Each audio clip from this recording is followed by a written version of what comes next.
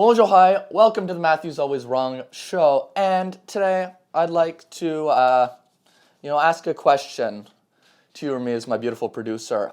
When was the last time you bought ice cream? Halfway across the planet, like a week ago, 2 weeks ago. Okay, when was the last time you bought a pint of a thing of ice cream? A long time ago. Okay, a long time ago. So now let me ask you this. Should I sit closer? Okay, well, I mean, you should have, started. Are you in frame or? No.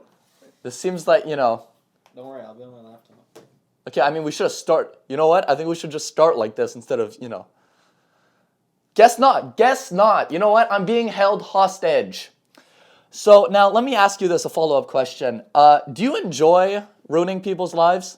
Do you enjoy seeing people lose their jobs? Huh? Yes. You piece of shit? Yes. Okay, that's not how you're supposed to answer. You piece of shit, okay? Am I supposed to say no? Why do you enjoy seeing 7,500 people get laid off, huh? Why do you do this to these people? What did these people do to you? Because it's funny. So... Oh, I made you laugh. You know it's funny. It's not funny, You don't okay? care about People, the I people. care about these people. It's People losing their jobs is not a good thing. Okay. Okay? So basically what happened, so at Unilever, okay, which is this multinational conglomerate corporation, right? Unilever. Yeah, Unilever. Essentially what they just announced is that they're either spinning off or selling off their ice cream division. And this is a massive division. So their last year brought in $11.6 billion Canadian in revenue. Their ice cream division, okay? You're telling me 7,500 jobs are to be cut? Yes, that's exactly what I'm telling you. 5% of their workforce are being cut. $1.2 billion Canadian are supposed to be saved from these cuts over the next 3 years. Why are they spinning off the ice cream division and doing all this stuff? Well, it's because it's underperforming. It's because people like you, okay, they're not buying enough ice cream. Why do you take, people's livelihoods are gone because of you. Why don't you buy more ice cream, huh? Is it because it's winter out? That's not an excuse. It's too sugary. That's why I drink maple. It's too... Next question. Okay. But, so this... this segment, the ice cream segment, is worth, right now, roughly $25 billion as a valuation. And they're looking for a spinoff or a sale. Well, why? It's underperforming. What's in the ice cream division? Well, they've got companies. Ben & Jerry's. That's a very good one. I like Ben & Jerry's. Yeah, they actually bought Ben & Jerry's 24 years ago. Now it's exiting the ice cream. Could you stop reading the CNBC report, please? Sorry. Okay, I already did the research. That was CBS News. That was, they also own Breyers, Klondike, Magnum, and Popsicle. Popsicle's the brand name. It's not a generic term. I didn't know that. Yeah. So basically, it's not doing too well. Revenue's only been up 0.5% year over year. It's not that good. Over the past 5 years, Unilever stock has been down 9%. At least it's going up. Yeah, well, it's not going up enough, okay? So they got to cut all these jobs because it's not going up enough. If the multinational conglomeration, right, isn't increasing quickly enough, you're getting cut. This is roughly 13% of the entire business, the ice cream sector, and they're saying that they want to focus on what Unilever does best, Axe body spray. Like Axe body spray or like Dove soap. And Vaseline. Or like Vaseline, okay? So essentially, yeah, people, they're all on Ozempic. Too many people are on fucking Ozempic, okay? And nobody wants their ice cream anymore. What's that? What? Ozempic, that's, the weight loss drug. Oh, yeah. Yeah. So people, they don't like the sugary ice cream and stuff. So they're going, not, so they don't want to buy it anymore. Anyways, so that's great. So here's what we got to do, okay? We need to come as a society, as a collective, okay? And we got to Buy more ice cream. We got to buy more ice cream. That's what I think that's what the underlying statement is. That's what everyone's saying. Well, at least that's not what everyone's saying, right? Because no one's buying it. So take away, give your salary to Unilever. They need it. Unilever needs your money more than you do. Let's take away 7,500 jobs. Yes, cost savings are necessary. Get it? Yeah, It's a takeaway. it's a real funny joke. Continue. Okay, so next up, I want to give a quick shout out to Vladimir Putin for winning his election. It was a real nail biter. It was a tight election. I wasn't sure if he was going to pull out. If he was going to pull out ahead. He only won 88.5% of the vote. Only. Come on. That's up 10% since the last election. There was a 77.5% voter turnout. And now everyone's saying it's rigged, and I don't see why. Sometimes in an election, at the voter station, you have to have the soldiers going into each booth and making sure you're voting for the right person, right? You don't want people voting for the wrong dude. Wouldn't you agree? Wouldn't you agree that you don't want, this is why you need the soldiers of the government to come into the polling booth and going, are you voting for the right guy? Because they know what's better for you. You don't know who you want to vote for. Wait. Putin's only significant political opponent, Alexei Navalny, died under mysterious circumstances. Okay, first of all, okay, Navalny was a Nazi. That's what they're saying. That's what they're saying. Okay, he didn't like, he it was just a coincidence he died in prison. It wasn't, it was not because he was, a political opposition that was gaining power. It would never do that. Russia's elections are the most secure elections you could have ever seen. Because the military is there to They're there to make sure it's fair. make sure it's safe. It's safe. It's fair. The closest competitor in this election was some guy from the Communist Party, and he won 4.4% of the vote. How are people saying this thing was rigged? He got 4.4% of the vote. He just wasn't popular enough. They didn't like him. Putin's very popular. They like him. Okay. Also, the parts of Ukraine that they're currently occupying, they were also allowed to vote. See, they're spreading democracy, right? Russia's in the business of spreading democracy across Europe. This is what they do. They're here to bring safe elections to everyone. And now everyone, they're all going, well, 30% of all the votes are fake and No. But you don't know that, right? These guys got safe elections. You got the soldiers in, making sure. See, look, I'm in the right now. I'm in the voter, right? I'm in the booth, okay, and I'm going. Maybe I want to vote communist, right? Mm-hmm. And the soldier comes in and goes, "Are you sure you want to do that?" I go, maybe not anymore. And it's just by coincidence, okay, that he's got a gun to my head. It's just a coincidence. It just happens that now I want to vote Putin unequivocally. And then, the Russian state media is going, well, it's not, it's not rigged. It's just people love Putin, which, well, if you've only got one news source, I guess, right? Anyway, so quick shout out to Putin. A lot of elections are going on. We got, barbecue in Haiti, and now we got Putin. So I can't wait to see what's going on next. Okay, so I want to ask you a question, another one. Okay, just a hypothetical. Okay. Go on. So California is building this high-speed rail line. Okay, so it's like trains that go faster, right?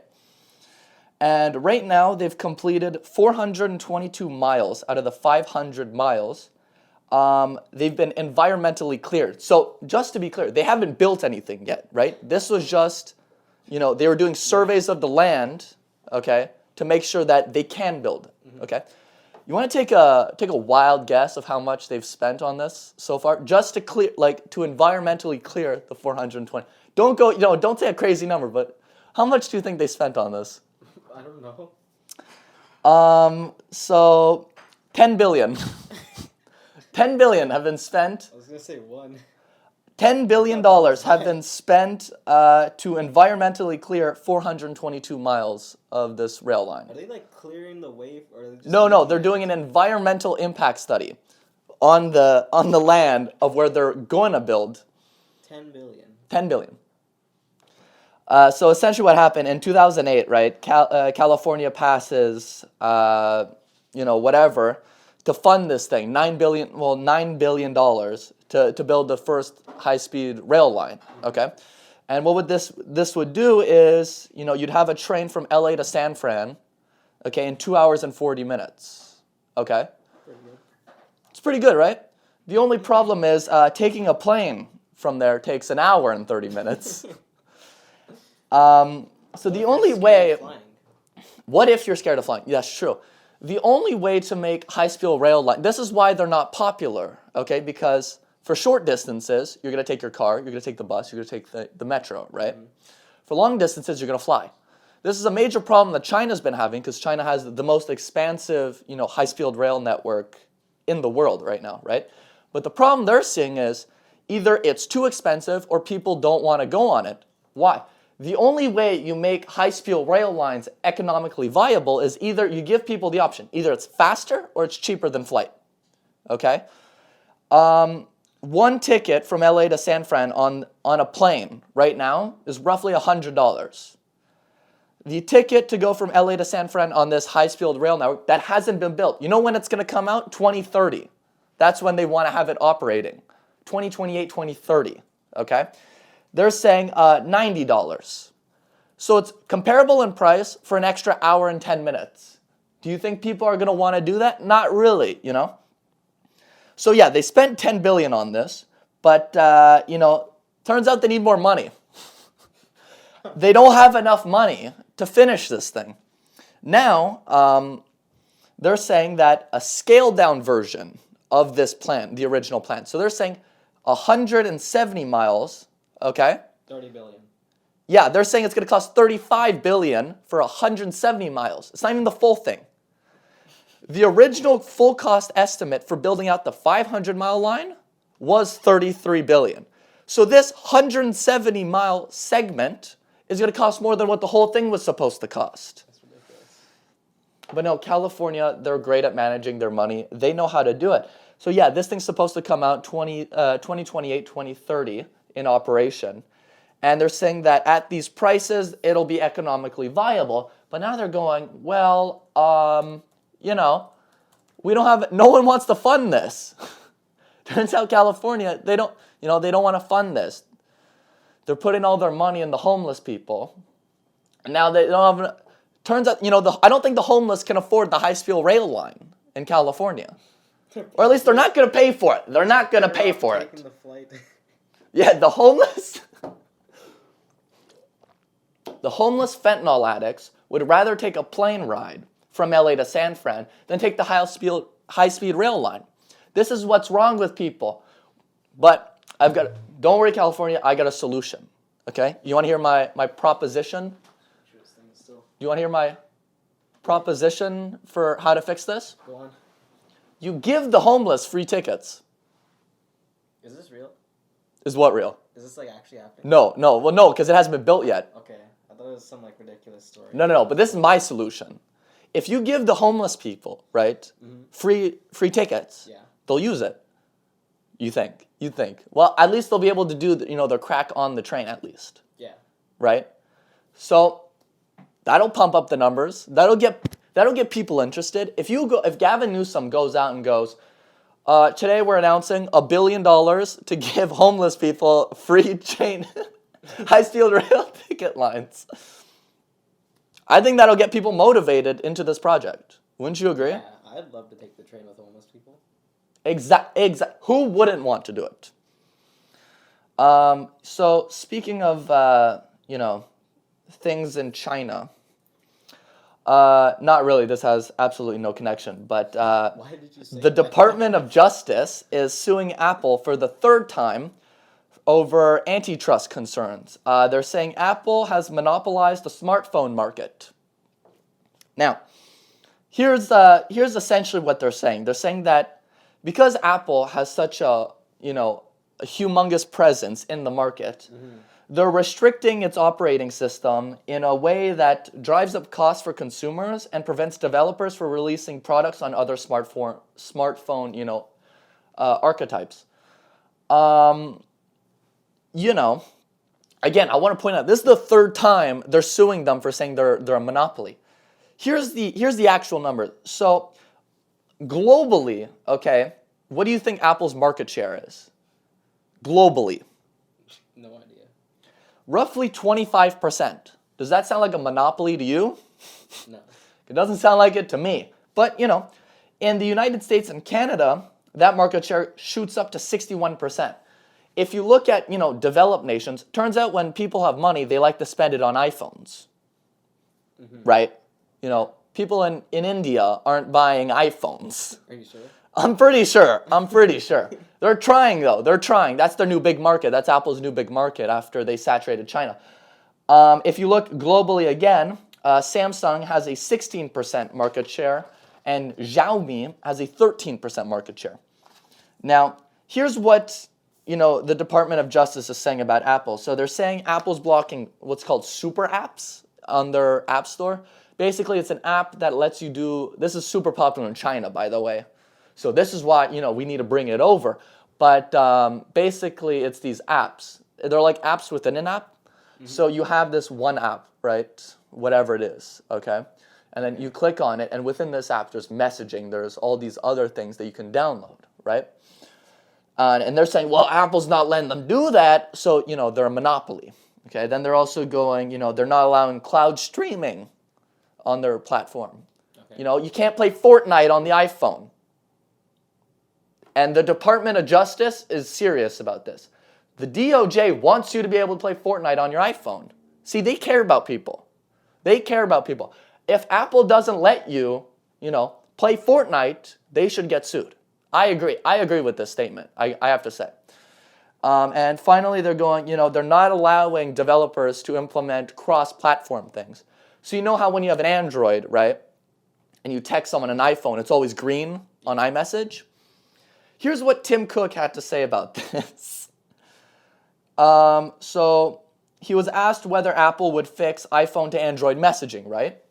So he goes, quote, not quote, hold on. So this is from the actual DOJ report. They go, in 2022, Apple's CEO Tim Cook was asked whether Apple would fix iPhone to Android messaging. Quote, it's tough. The questioner implored Mr. Cook, quote, not to make it personal, but I can't send my mom certain videos. You know what Mr. Cook responds? Buy your mom an iPhone. So here's the thing.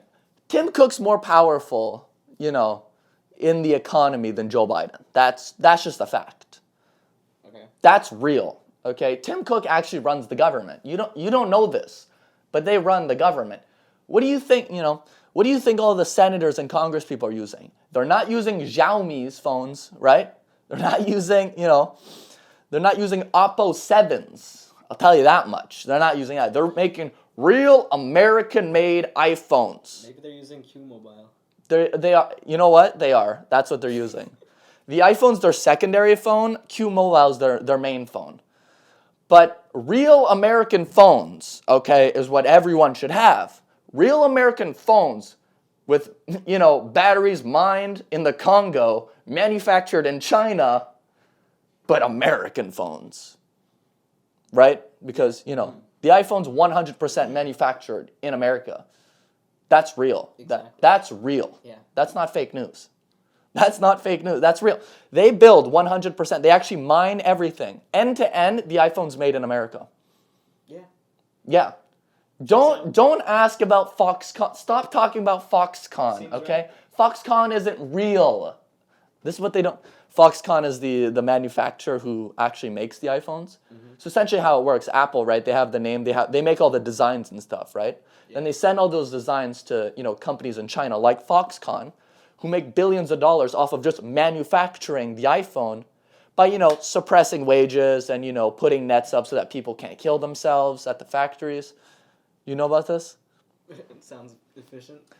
So at the Foxconn factories, they have nets like on the sides of the buildings, because so many people were jumping off and killing themselves. Now they can get caught, they catch them and then they go, get back to work. They get right back to work. That's what they do.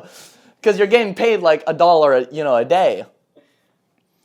But no, real American phones should have a monopoly over, country. Sure, 61% people like their iPhones. Is it anti-monopolistic to make a better product? And this whole thing is actually Fortnite's fault. Fortnite, Fuck is it Fortnite? Epic Games actually they had a meeting with the DOJ and they're going, Apple's, they're not letting us have Fortnite on the iPhone. And this is a serious issue for young people. This is what young voters care about. They don't care about the border. Young people, here, as a young person, right? I don't care about the border. I don't care about taxes. You know what I care about? Fortnite. I care about Fortnite on my iPhone. On the iPhone. Where is it? Tim Cook, answer me. Where is it? Okay? But, when you're an app developer on the iPhone, you have to pay them 30%. Any app on the App Store pays Apple a 30% cut of all transactions. That's why when you sign up for Spotify on the App Store, it brings you to their web page, so that they don't have to pay that 30% fee. And they've all these developers have been fighting with Apple. They're going, well, you're the only competitor, which doesn't really make sense. If you only have 60% of the market, you're not really a monopoly, right? It's not like Google, who owns 90% of all the search market. At least one of them. We're still good? Yeah, you got 8 minutes. Okay. So yeah, shout out to Tim Cook anyways. I hope he beats the government for the third time. Again, they keep suing these companies. Stop suing the big companies. They know how to run things better than us, right? Sure. Apple's a multi-trillion-dollar company because they make better iPhones than the mom and pop shop. That's just a fact. That's a fact. Apple is just better. They're better people, so they deserve it. Well, better than Q-Mobile? I'm not sure. Taco Bell. Let's talk about Taco Bell. Okay. So in Oakland, California, turns out there's a low crime problem in Oakland, California. Turns out people are robbing Taco Bell KFCs.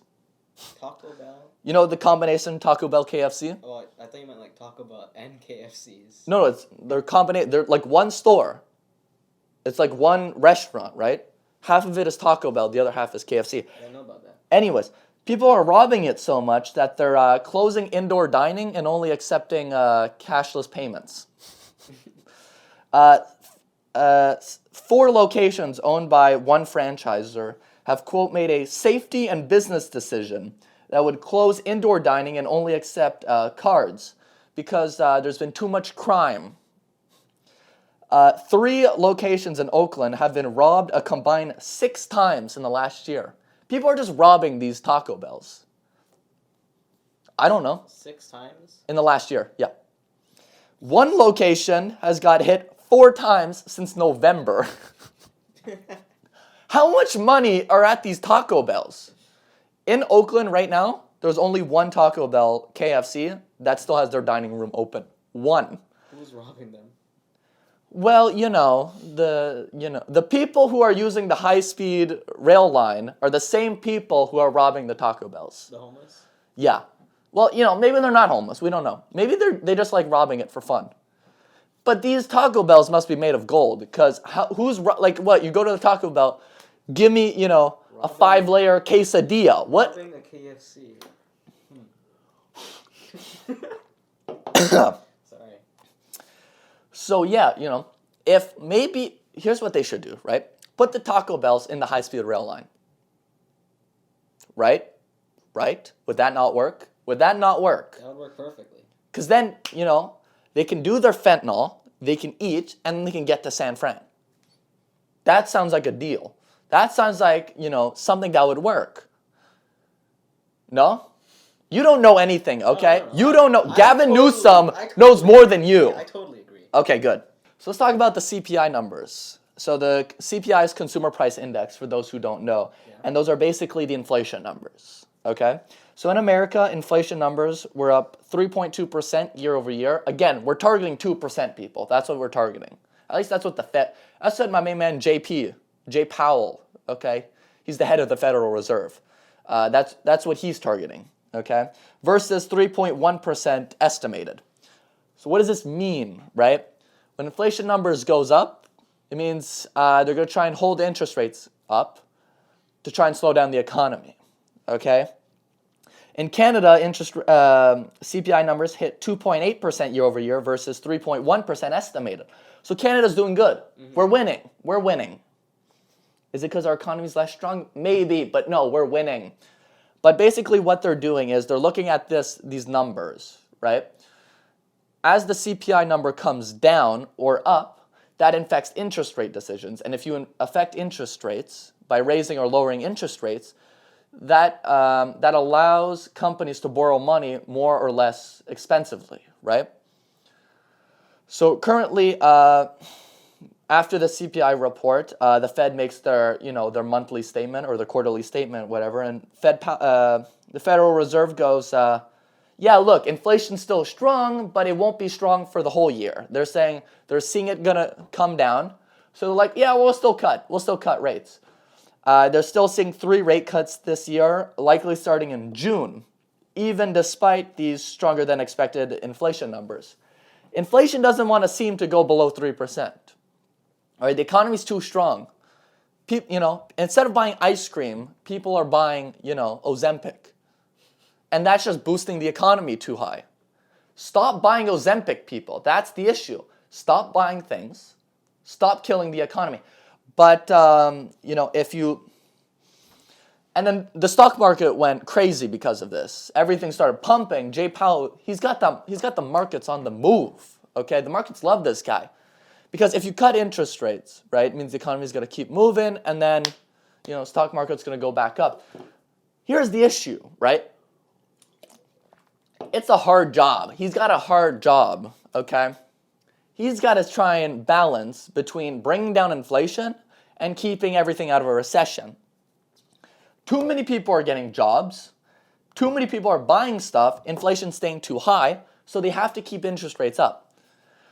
But yeah, if what they're seeing is that it's going to degrade over time, their higher interest rates are going to cause, a slowdown. That's what they were expecting. When interest rates are up, that generally causes a slowdown in the economy, which then brings down inflation numbers.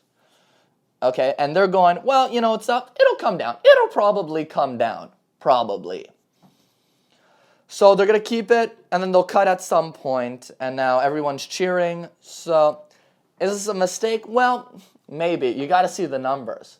You look at the job growth, the openings, they're coming down. The market's still hot, so give them some time. Maybe in June the economy is going to crash. We don't know.